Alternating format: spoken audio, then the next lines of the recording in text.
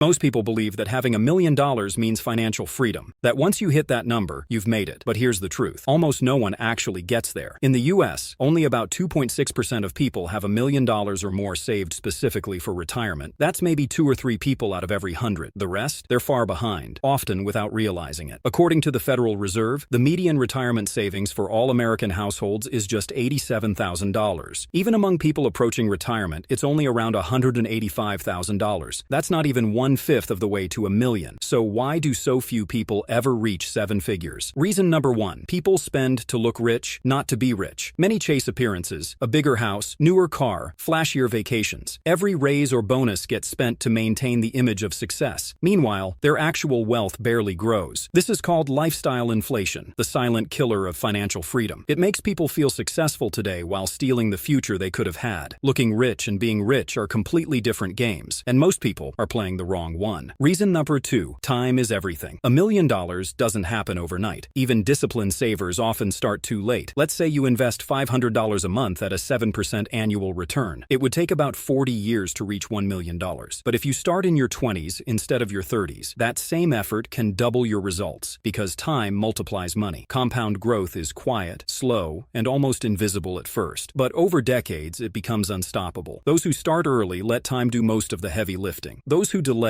end up trying to sprint the last lap of a marathon. Reason number 3. Blind faith in homes and Social Security. Many Americans see their home as their retirement plan, but home equity isn't cash. You can't spend it without selling, borrowing, or downsizing. It's wealth trapped in walls. And Social Security was never designed to replace your income, only to supplement it. That's why so many retirees end up working part-time just to stay afloat. If your retirement depends solely on your house and Social Security, you're not building freedom. You're hoping for survival. Now let's talk. Perspective. $1 million sounds like a lot, but it's not what it used to be. In the 1960s, that could buy mansions. Today, it buys security, not luxury. If you retire with $1 million and follow the 4% rule, you can withdraw about $40,000 a year. Add Social Security, roughly $24,000 per person, and a couple might live on around $90,000 annually. Comfortable, yes, but not extravagant, and most people don't even get there. The truth is, $1 million is no longer the finish line. It's the entry ticket to a stable, modest retirement. The difference between net worth rich and retirement rich. Here's where people get confused. Owning $1 million home doesn't mean you're ready to retire. You can't buy groceries with square footage. Being net worth rich means your money is tied up in assets. Being retirement rich means your money works for you, generating income that pays your bills without you lifting a finger. Imagine 2 people with the same $1 million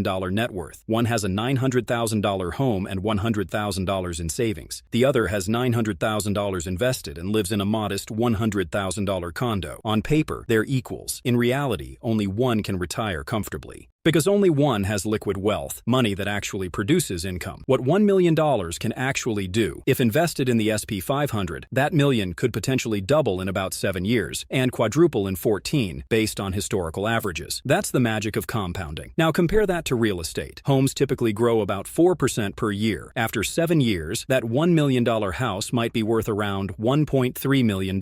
Not bad, but nowhere near what a diversified investment portfolio can do. That's why invested wealth, not property ownership, creates true financial freedom. You can't live off appreciation alone, but you can live off returns. The real goal. Retirement isn't about being rich on paper. It's about freedom, security, and peace of mind. Knowing your income doesn't depend on a paycheck. In the end, what matters isn't how much you own. It's how much of it is actually working for you. Even if you start at 30, consistently invest through a Roth IRA or index fund, and stick with it until 65, you can still reach $1 million. And even if you only hit half that, say $500,000, paired with Social Security and modest living costs, you can still enjoy the kind of stability most people never achieve. The secret isn't chasing a number, it's building a system that works whether you're 35 or 75. Net worth is like your car's dashboard. It shows part of the story, but if you want the full picture, you have to track income, spending, and investing habits. Wealth isn't about how much you have, it's about what your money can do without you. Because true freedom isn't found in hitting $1 million, it's found when your money quietly earns while you live life on your own terms. That's the real definition of wealth. If that's the kind of freedom you're working toward, like this video, subscribe and turn on notifications so you never miss the next step toward building real, lasting wealth.